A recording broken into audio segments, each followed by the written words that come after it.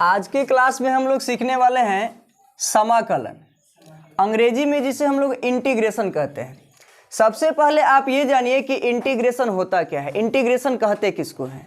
तो इंटीग्रेशन समाकलन का परिभाषा है कि यह जो है अवकलन की विपरीत प्रक्रिया है, अर्थात जो काम आप डिफरेंशिएशन में करते थे उसका सीधा ये क्या है, उल्टा है।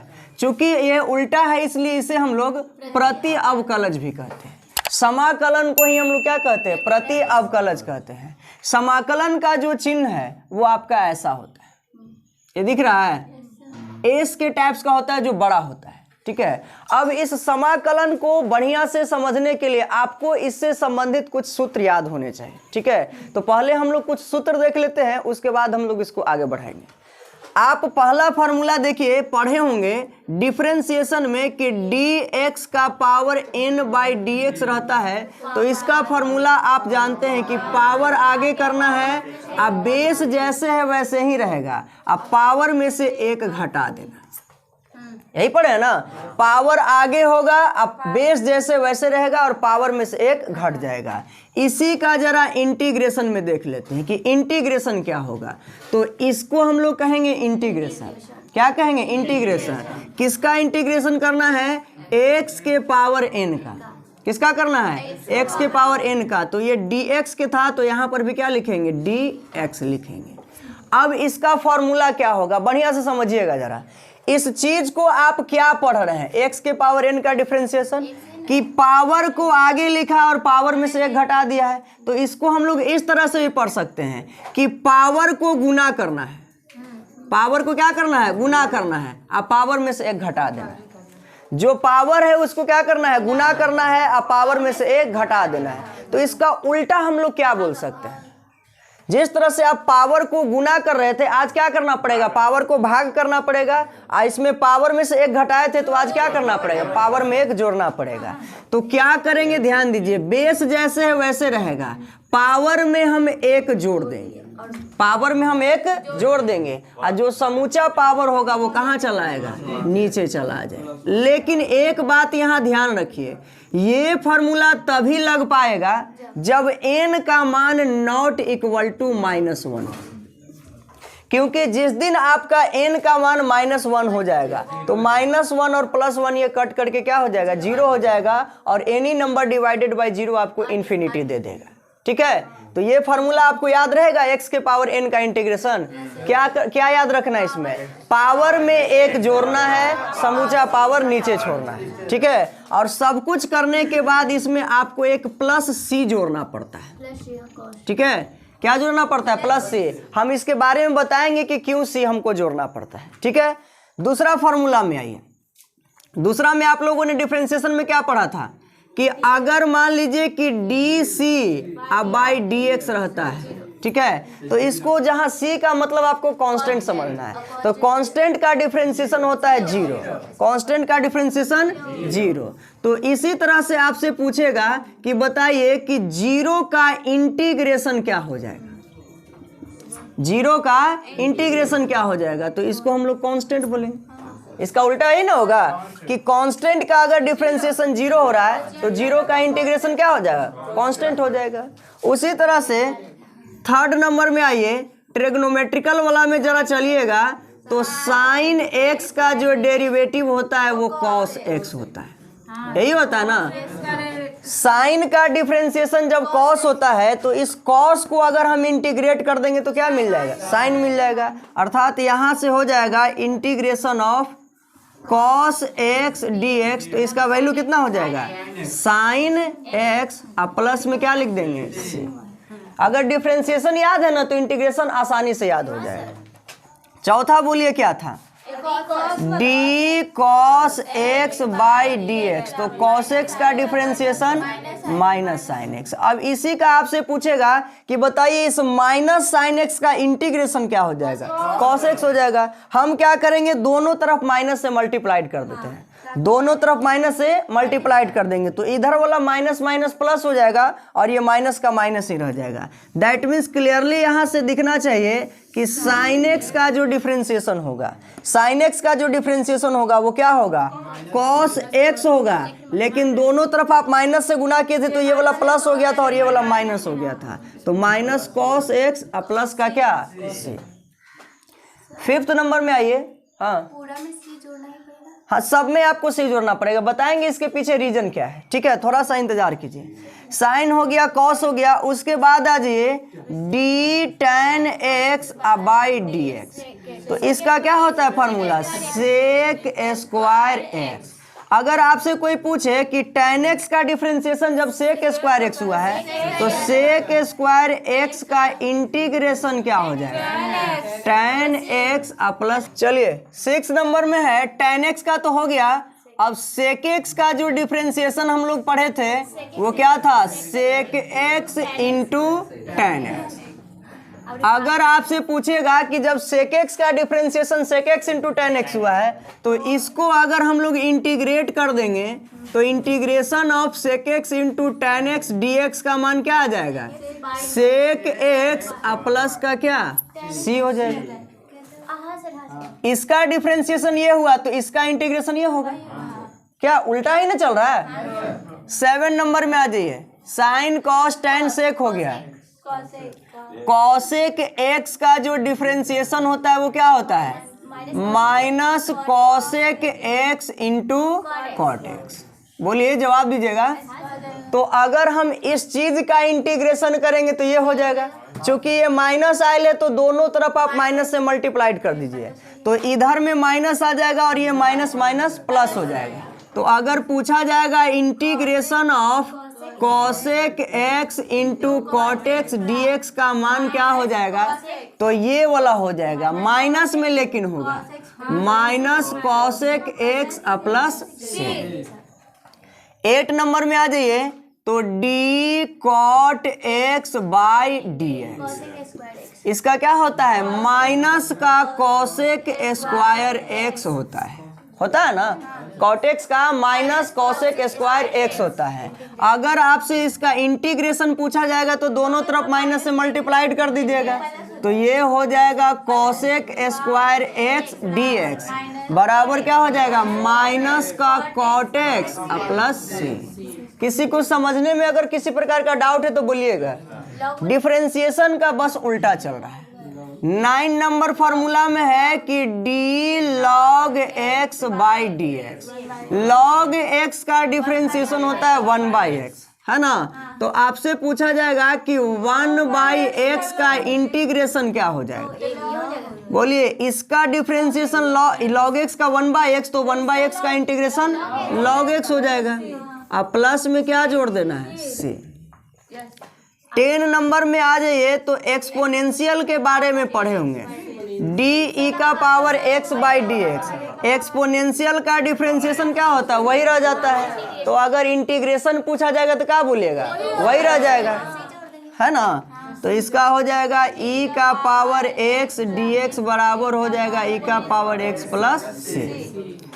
11 नंबर में आ जाइए, तो इसमें आप एक चीज और पढ़े होंगे, डी ए का power x by d x पढ़े है ना। डी ए का पावर एक्स का फॉर्मूला क्या कहता है, ए के पावर एक्स लॉग ए, क्या ए के पावर एक्स लॉग ए। जरा इसको बढ़िया से सुनिए क्या लिखा गया है। ए का पावर एक्स कहता है कि हम वही उतर जाएंगे और लॉग ए से मल्टीप्लाइड हो जाएंगे, यानी लॉग ए से गुना हो जाएगा। तो इसका उल्टा हम लोग क्या बोलेंगे इंटीग्रेशन के लिए, ए के पावर एक्स का, सुनिए ए के पावर एक्स का इंटीग्रेशन पूछेगा तो क्या बोलिएगा, वही लिख देंगे और इसमें गुना हुआ है तो इसमें क्या हो जाएगा, भागा हो जाएगा। ए के power x by log A plus का क्या, यहाँ तक इन्हीं को समझने में डाउट है तो बोलिए। इसके बाद हम लोग पढ़े थे इनवर्स फंक्शन का डिफरेंशिएशन का भी डिफरेंशिएशन और उसका इंटीग्रेशन देख लेते हैं। चलिए बताइए, साइन इनवर्स एक्स का डिफरेंशिएशन क्या होता है, तो 1 by under root 1 by under root 1 minus x square. अगर आपसे पूछा जाएगा कि साइन इनवर्स एक्स का डिफरेंशिएशन जब ये हुआ है तो इस चीज को इंटीग्रेट कर देंगे तो ये हो जाएगा, है ना। तो इसका इंटीग्रेशन के लिए हो जाएगा integration of 1/√1 minus x square d x. क्या लिखेंगे? साइन इनवर्स एक्स प्लस सी। कॉस का इसका माइनस 13 नंबर में आ जाइए तो कॉस इनवर्स एक्स का डिफरेंशिएशन -1/√1 माइनस का 1/√1 माइनस एक्स स्क्वायर। इसी चीज का इंटीग्रेशन पूछेगा आपसे तो क्या कहिएगा? इसको रहने दीजिए, माइनस रहने दीजिए, -1/√1 minus x square d x का क्या हो जाएगा? कॉस इनवर्स एक्स प्लस सी। कोई डाउट है तो बोलिएगा, नहीं है। 14 नंबर में आ जाइए, D tan inverse x by d x. तो tan इनवर्स एक्स का होता है 1/1 प्लस एक्स स्क्वायर, है ना। तो इसका जो इंटीग्रेशन होगा 1/1 plus x square d x का क्या हो जाएगा? tan inverse x plus c. 16 number में आइए तो cot इनवर्स एक्स का d cot inverse x by d x क्या होता है इसका? -1/1 प्लस एक्स स्क्वायर। अगर इसका इंटीग्रेशन पूछेगा तो आप नहीं बोल दीजिएगा, -1/1 plus x square d x का क्या हो जाएगा? कॉट इनवर्स एक्स प्लस सी। उसके बाद आ जाइए, नंबरिंग सही चल रहा है ना? गड़बड़ हो गया, 14 के बाद 15 होगा। उसके बाद आ जाइए d sec inverse x by d x. क्या होता है इसका? सेक इनवर्स एक्स का 1/x√x स्क्वायर माइनस 1। अगर हमसे इसका इंटीग्रेशन कोई पूछेगा तो आराम से बोल सकते हैं 1/x√x square minus 1 into d x का क्या हो जाएगा? सेक इनवर्स एक्स प्लस सी। उसके बाद अगला फॉर्मूला है D cosec inverse x by d x. क्या होता है? -1/x√x square minus 1। अब इसी का इंटीग्रेशन पूछा जाएगा तो आराम से बोल सकते हैं -1/x√x square minus 1 into d x का क्या हो जाएगा? कॉसेक इनवर्स एक्स प्लस सी। यहाँ तक हम लोगों ने अभी तक 17 फार्मूले देखे हैं। हालांकि ऐसी बात नहीं है कि बस इंटीग्रेशन में 17 ही फार्मूले हैं, और भी फार्मूले हैं। जैसे जैसे यूज आता जाएगा वैसे वैसे हम आपको लिखवाते चलेंगे। अभी तक फिलहाल आपको इतना फार्मूला कम से कम याद रहना चाहिए। क्या कोई किसी को डाउट है समझने में? याद हो जाएगा? चलिए ओके। सुनिए, हम लोगों को जो इंटीग्रेशन पढ़ना है वो मेनली 2 तरह का इंटीग्रेशन पढ़ना है। कौन कौन सा इंटीग्रेशन पढ़ना है? तो एक पढ़ना है हम लोगों को अनिश्चित समाकलन। कौन सा समाकलन? अनिश्चित समाकलन, जिसे हम लोग कहते हैं indefinite integration. Indefinite integration, indefinite integration. और एक पढ़ना है हम लोगों को निश्चित समाकलन। निश्चित समाकलन, जिसे हम लोग कहते हैं डिफिनिट इंटीग्रेशन। Definite integration. अब आप कैसे पहचानिएगा कि कोई सवाल इनडिफिनिट है या डिफिनिट है? सवाल देखते ही आपको पता चल जाएगा कि कौन सा डिफिनिट इंटीग्रेशन है और कौन सा इनडिफिनिट इंटीग्रेशन है। मेरी बात को ध्यान से सुनिए। जब भी सवाल आएगा इंटीग्रेशन का तो पहले आप देख लीजिएगा कि उसमें ऐसा का चिन्ह है कि नहीं है। मान लिया जाए कि आपको दिया हुआ है x square plus 4x plus 3 और बगल में दिए हुए है dx, ठीक है। और एक सवाल इस तरह का है 9x square minus 3x plus 11, अब बगल में है dx और इसमें लिखे हुए 4 से लेके 5 तक। यानी कि इसको हम लोग बोलते हैं लिमिट। ये क्या बोलते हैं? लिमिट। तो लिमिट वाला जो सवाल रहता है उसको हम लोग निश्चित समाकलन कहते हैं। लिमिट वाले सवाल को निश्चित समाकलन कहते हैं, और जिसमें आपका लिमिट नहीं लगा हुआ रहता है उसको हम लोग अनिश्चित समाकलन कहेंगे। तो अब बताइए, सवाल देख के पता चलेगा कि नहीं चलेगा?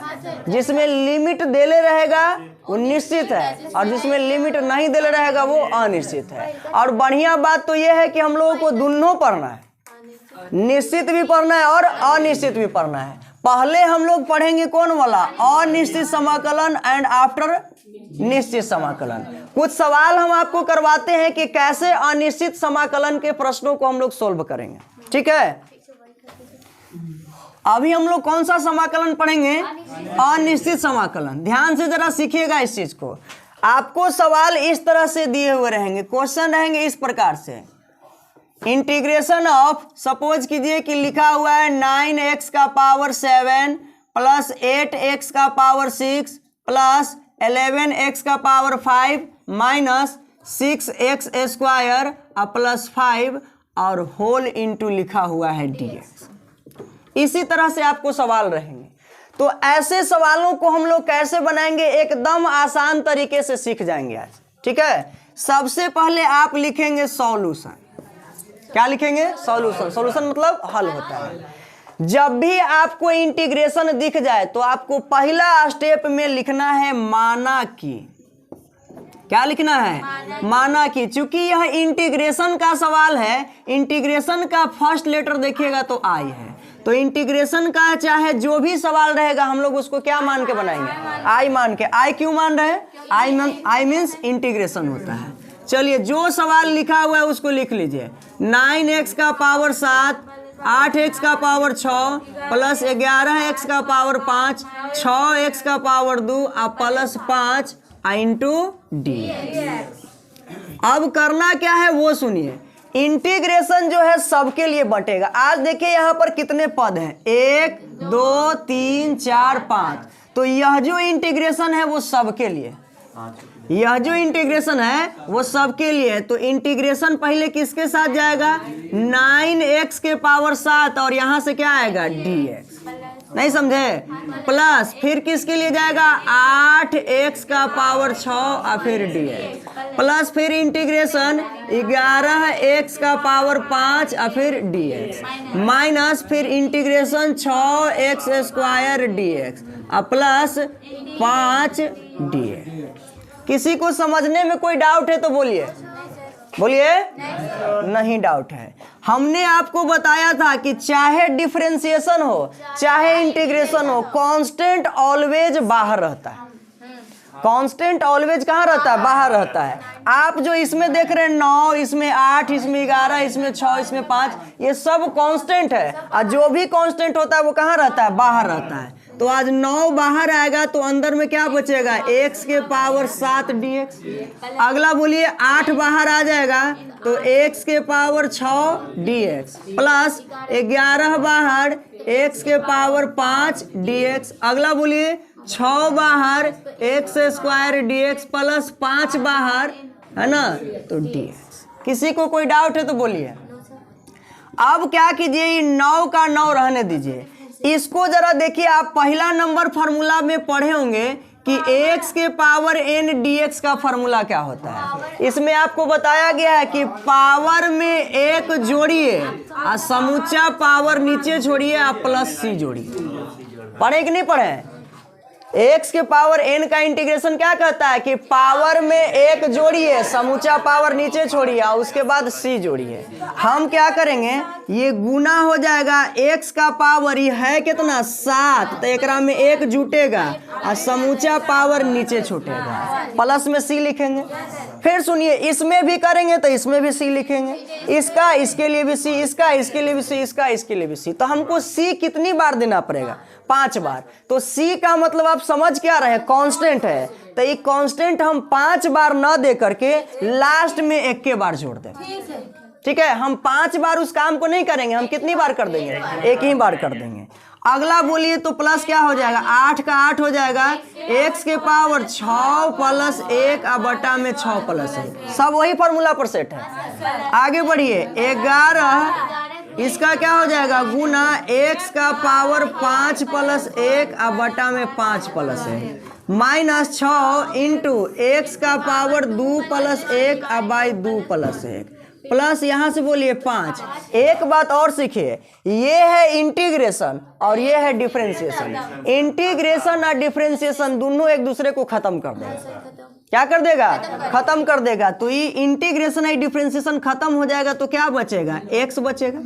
भाई बढ़िया से सुनो, ये इंटीग्रेशन ये डिफरेंशिएशन ये दोनों खत्म हो गया तो कौन बचा आपका? x से बचा और सब के लिए c बचल है तो लास्ट में हम लोग एगो बड़का को c जोड़ देंगे। c का मतलब समझना है कांस्टेंट। c का मतलब क्या समझना है? कांस्टेंट। वो कांस्टेंट कुछ भी हो सकता है। आप 5 को भी c लिखिएगा तो उसका मतलब कांस्टेंट समझा जाएगा। 1 लाख भी c लिखिएगा मतलब कांस्टेंट ही समझा जाएगा। अब इसी चीज को आगे बढ़ा दीजिए। 9x का पावर 7 1 8 अब बटा में कितना हो जाएगा? 8। उसी तरह से इसको बोलिए 8x का पावर 7 अब बटा में 7। आ रहा है समझ में? 11x का पावर 6 अब बटे 6 माइनस 6x का पावर 3 अब बटा में 3। ये कितना हो जाएगा? 5x plus c। यही आपका क्या हो जाएगा? आंसर। अगर बीच में कहीं पर टर्म मान लीजिए कि कटने लायक है तो ये सब तो कटने लायक नहीं है, ये कटने लायक है तो ये आपका कैलकुलेशन है, आप इसको काट भी सकते हैं नहीं तो छोड़ भी सकते हैं। क्या आपको ये चीज समझ में आया? पक्का? लिखिए इसको। देखिए एक क्वेश्चन है हमारे पास कि integration of root x into 3x square plus 2x plus 3 into d x. जैसे ही आप देखिए कि इंटीग्रेशन का सवाल है, सबसे पहले आप इसको i बराबर मान लीजिए।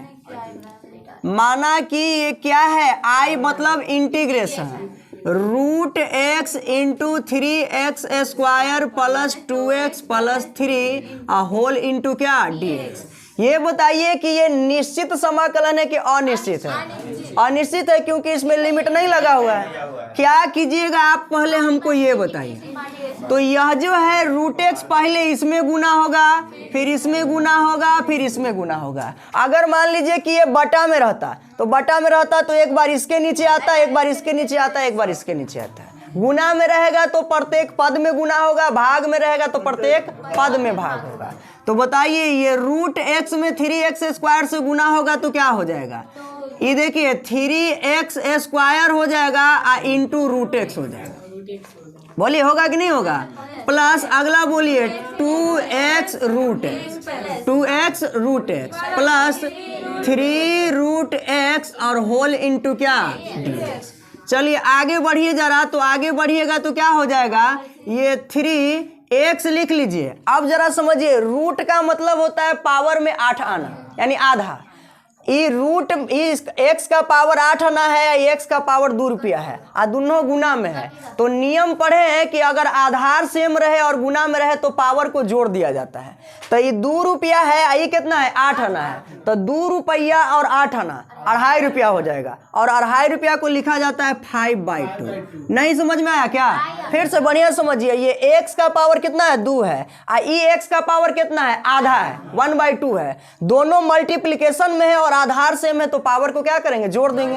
तो ये 2 रुपया ये 8 आना 2.5 रुपया हो जाएगा और 2.5 रुपया को हम लोग क्या लिखेंगे? 5/2। चलिए आगे बढ़िए। इसी तरह से इसमें 2 का 2 हो जाएगा। ये x का पावर कुछ नहीं तो 1 है और ये x का पावर कितना है? आधा है। दोनों का आधार सेम है और गुना में है तो पावर क्या हो जाएगा? जुड़ जाएगा। तो 1 रुपया और 8 आना 1.5 रुपया और 1.5 रुपया को क्या लिखते हैं? 3/2 यानी x का पावर क्या हो जाएगा? 3/2। किसी को डाउट है तो बोलिए। प्लस 3 का 3 हो जाएगा और इसको क्या लिख देंगे? x का पावर 1/2 और होल इंटू क्या? dx। अब बोलिए सबके लिए इंटीग्रेशन अलग अलग बढ़ जाएगा। साथ ही साथ आप एक काम और करते चलेंगे कि जो भी आपको आगे में कांस्टेंट मिलेगा उसको बाहर निकाल दीजिएगा, क्योंकि डिफरेंशिएशन और इंटीग्रेशन का ये रूल है कि कांस्टेंट को कहाँ रख लेता है? वो बाहर रख लेता है। तो 3 बाहर हो जाएगा और x का पावर 5/2 इंटू क्या? dx प्लस 2 फिर से बाहर x का पावर 3/2 इंटू dx प्लस 3 फिर से बाहर x का पावर 1/2 इंटू dx। अब बताइए क्या ये फिर से फॉर्मूला पर सेट है? यस, पढ़े हैं x के पावर n dx का फॉर्मूला कि पावर में एक जोड़ेंगे या समूचा पावर नीचे छोड़ेंगे या प्लस c जोड़ेंगे, यही ना पढ़े हैं। तो बोलिए ये 3 का 3 होगा, x का x होगा, पावर में एक जोड़ना है तब 5/2 + 1 और नीचे क्या हो जाएगा 5/2 + 1। डाउट होगा जैसे एकदम बोलिएगा, पावर में एक जोड़ा समूचा पावर नीचे छोड़ा। आगे बढ़िए, 2 का 2 हो जाएगा, ये x का पावर 3/2 + 1 बाई 3/2 + 1। इसमें आ जाइए +3x, ये इंटू ही है, ये दोनों के बीच में इंटू है। पावर में एक जुटेगा, समूचा पावर नीचे छूटेगा। अब बताइए इसके लिए भी कांस्टेंट, इसके लिए भी कांस्टेंट, इसके लिए भी कांस्टेंट, शब्दाड़ा सबके लिए क्या हो जाएगा c। चलिए आगे बढ़िए, इसमें क्या हो जाएगा 3 और यहां से बोलिए x का पावर 5/2 में 1 जोड़ना है, 5/2 में 1 जोड़ना है, नीचे 1 मान सकते हैं, 2 और 1 का लघुत्तम 2, 2 खत्म तो 5 प्लस 1 दूना 2, 2 तो 5 2 कितना हो जाएगा 7/2, यानी x का पावर कितना लिखेंगे 7/2, नीचे भी आपका वही हो जाएगा 7/2। बोलिए होगा कि नहीं होगा? चलिए वेरी गुड। +2 का 2, x का पावर, ध्यान से सुनिए ना, यहीं से 2 और 1 कितना हो जाएगा 3, सॉरी 2 1 का 2 और 2 और 3 5, 5/2 और नीचे भी वही हो जाएगा, वही चीज को नीचे लाए तो वही चीज रह जाएगा। प्लस यहाँ से बोलिए 3 का 3, x का पावर ये कितना हो जाएगा 2 1 का 2 तो 2 और 1 3/2 और नीचे भी हो जाएगा 3/2 और प्लस का क्या c। अब इसी चीज को थोड़ा सा और नीचे बढ़ाते हैं, बोलिए क्या हो जाएगा? आपको नहीं लगता है कि ये नीचे बट्टा में है, ये उल्टेगा तो ऊपर चला जाएगा, तो ये 2 ऊपर चल जाएगा, ये सीधे इसको क्या करेंगे पलट के लिखेंगे, तो 2 यहाँ आ जाएगा तो 2 तिहाई कितना हो जाएगा 6 और बटा में 7, x का पावर 7/2। नहीं समझ में आया रईस कुमार? हम क्या किए इसको पता है? अरे मान लो कि यहाँ पर 7 है और नीचे रहता है 3/2 अब मेन बटा ही है, तो इसको कैसे लिखते हैं पहली बटा दूसरी गुने तीसरी, ऐसे ना होता है। तो ई आपका फर्स्ट हो गया, ई सेकंड थर्ड हो गया, तो 2 ऊपर घूम के जाएगा ना, तो 2 ऊपर जाके घूम के जाएगा तो 3 दूनी कितना हो जाएगा 6 हो जाएगा, बटा में 7 हो जाएगा। चलो बताओ उसी तरह से ई वाला 2 ऊपर जाएगा तो 2 दूना 4 और बटा में 5, x का पावर 5/2। उसी तरह से इसको बोलिए, ये 2 ऊपर जाएगा तो 2 तिहाई कितना हो जाएगा 6 और 6/3, 6/3 होगा तो कितना हो जाएगा, ऐसे भी समझो ना 3 से 3 खत्म हो जाएगा, ये 2 ऊपर चल जाएगा तो 2x का पावर 3/2 प्लस, यही आपका क्या हो जाएगा। क्या हम उम्मीद करें कि आपको समझ में आया है? बोलिए क्लियरली। चलिए ओके।